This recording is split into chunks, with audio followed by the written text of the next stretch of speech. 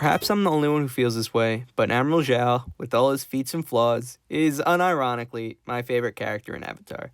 Now, you probably have a lot of questions, and don't worry, I'll explain myself in a minute. But for now, here's some background about his character. Zhao appears in 9 episodes, 8 of which are in Book 1, and 1 of which is a flashback in Book 2. When we first meet the Admiral, he's recently been promoted to Commander, and he's in charge of operations at a Fire Nation naval base near the Southern Water Tribe. Prince Zuko has been forced to pull into the Fire Nation's dockyard for repairs and makes a pitiful attempt to lie to Admiral Zhao and conceal the fact that the Avatar has been discovered. Admiral Zhao completely sees through Zuko's BS, but still tries to give Zuko a chance to divulge his findings willingly. Zuko continues to lie, but it is soon revealed that Zhao had Zuko's crew interrogated and the truth about the Avatar's return is revealed. If you have an ounce of loyalty left, you'll tell me what you've found. I haven't found anything. It's like you said, the Avatar probably died a long time ago. Come on, Uncle, we're going. Commander Zhao, we interrogated the crew as you instructed. They confirmed Prince Zuko had the Avatar in custody, but let him escape. From this point on in the series, Zhao makes it his personal mission to capture the Avatar, and he, rather reasonably in my opinion, takes the clearly incompetent and hot-headed Zuko off of the search for the Avatar.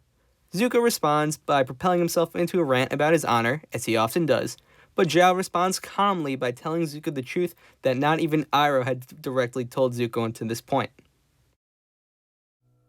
And restore my rightful place on the throne. If your father really wanted you home, he would have let you return by now.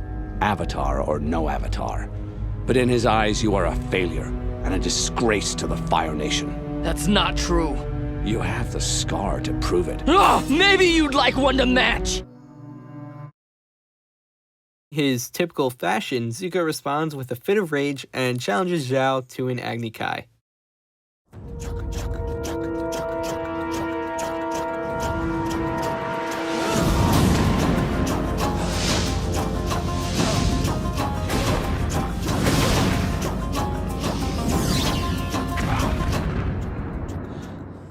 After demonstrating his firebending prowess in the objectively coolest fight of Season 1, Zhao is narrowly defeated, but Zuko refuses to deliver a finishing blow, even when Zhao commands him to do it.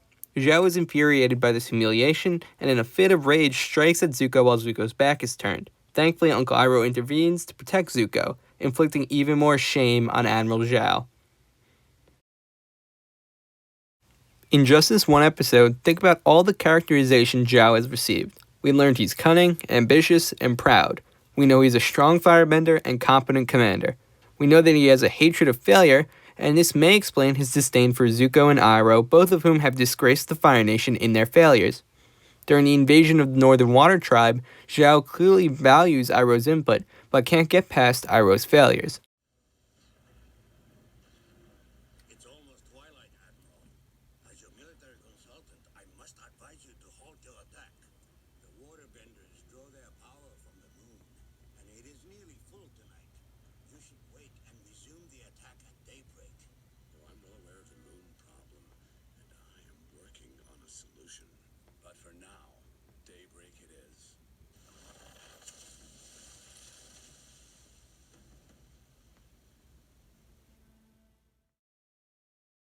Zhao's hatred for Zuko builds as Zuko goes to great lengths to undermine Zhao's quest.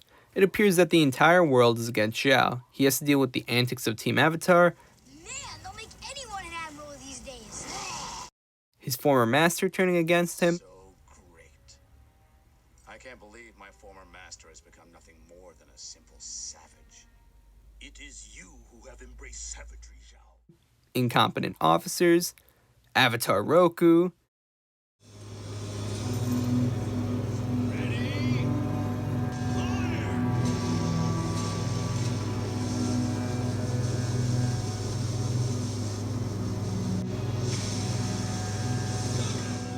Zuko literally breaking Aang out of Zhao's prison, Hold your fire! The Avatar must be captured alive!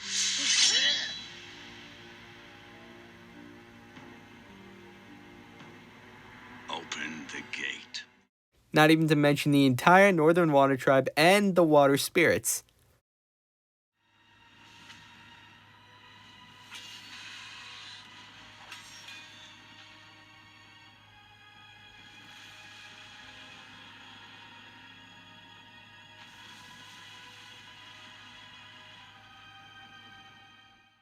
Zhao's disdain for failure quickly morphs into an uncontrollable rage when facing such odds. Really, it's no wonder that Zhao lets his rage get the better of him all the time. He has reason to be angry at pretty much everything, and eventually this rage begins to consume him. Zhao is most often criticized and mocked for his speech when he finally captures the water spirits. I am a legend now. The Fire Nation will for generations tell stories about the great Zhao who darkened the moon. They will call me Zhao the Conqueror, Zhao the Moon Slayer, Zhao the Invincible. Get it off! Get it off! But considering what he managed to achieve, even though everything was against him, can you really blame the man for wanting some glory? Some acknowledgement? Some gratitude? Let's take a look at his brief flashback appearance in Season 2. In my study, What do you have against humans? humans only bother learning things to get the edge on other humans. Like that firebender who came to this place a few years ago, looking to destroy his enemy. So, who are you trying to destroy? What? No, destroy.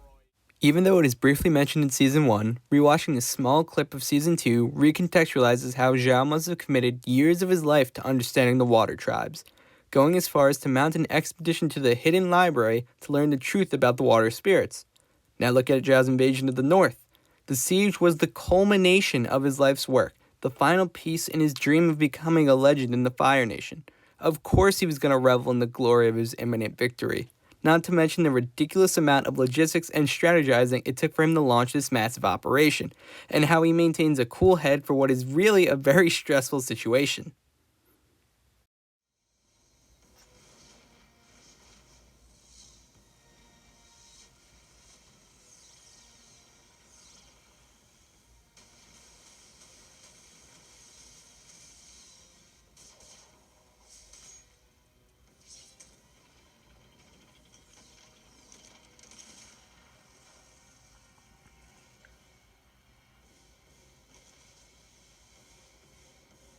I don't need to remind you, we have a time limit. If we don't defeat the Water Tribe before the full moon rises, they will be undefeatable. I assure you, I have everything under control. I intend to remove the moon as a factor. Remove the moon? How? Joy. Prepare to meet your fate. As I was saying, years ago I stumbled upon a great and powerful secret. The identity of the moon spirit's mortal form. What? I was a young lieutenant serving under General Shu in the Earth Kingdom. I discovered a hidden library, underground, in fact. I tore through scroll after scroll. One of them contained a detailed illustration and the words moon and ocean. I knew then that these spirits could be found and killed, and that it was my destiny to do so. Personally, what really struck me about Zhao was this moment. Destiny. To destroy the moon and the Water Tribe. Destroying the moon won't hurt just the Water Tribe. It will hurt everyone, including you. Without the moon, everything would fall out of balance. You have no idea what kind of chaos that would unleash on the world. He is right, Zhao. General Iroh, why am I not surprised to discover your treachery? I'm no traitor, Zhao. The Fire Nation needs the moon too. We all depend on the balance. Whatever you do to that spirit, I'll unleash on you tenfold. Let it go now!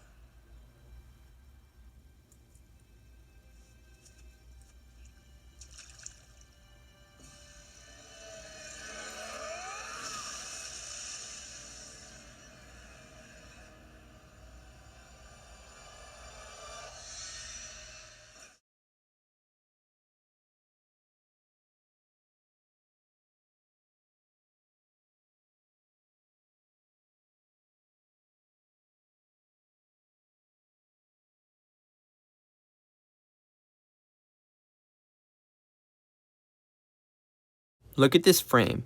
Just for a moment, Zhao relents, and by the expression on his face, it's pretty clear that for a moment he genuinely regrets what he's about to do, even when the people he hates are the ones who are trying to convince him not to complete what he thought was his destiny. He's not completely lost to reason. It shows us that there's still some good inside of him, something more than his personal glory. But then suddenly and tragically, the dam bursts. All of his rage and anger and frustration with Zuko, with Iroh, with the Avatar, and with the universe itself comes pouring out, and he slays the moon spirit. This moment's his tragic undoing. His conscience and rational faculties present him with one last out, but it's his own rage that leads him down the darkest path. When the water spirits seek their vengeance, who comes to the rescue?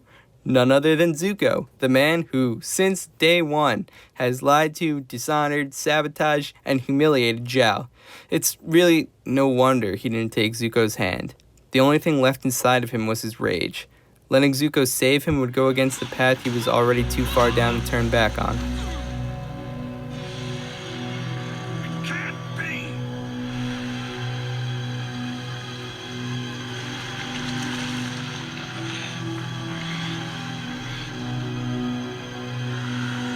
Take my hand!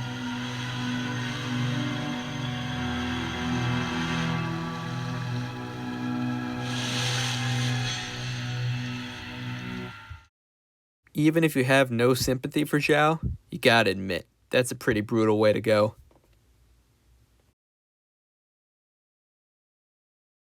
Zhao is my favorite character in Avatar because he was a competent villain who tested our heroes, but unlike Zuko, who always felt more like a conflicted antagonist as opposed to a full-on villain, Zhao most definitely was a villain. But he was a villain with simple yet not completely unreasonable motivations. Deep down, Zhao just wanted to be rewarded for his years of hard work and persistence. But his desire turned into a sense of entitlement, which turned into arrogance, then mix that in with a little bit of rage and ambition, and you've created a man who is set to make all the wrong choices. I love Zhao because he's probably the most eloquently written generic bad guy out there.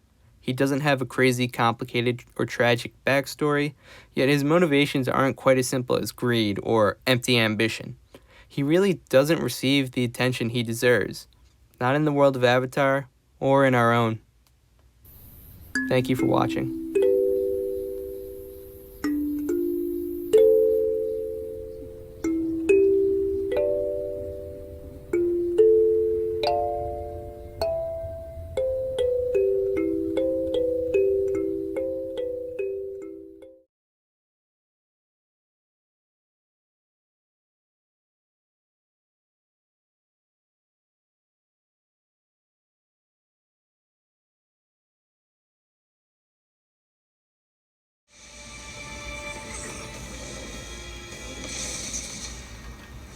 We'll be following this map to a very special location. And when we get there, we're going fishing.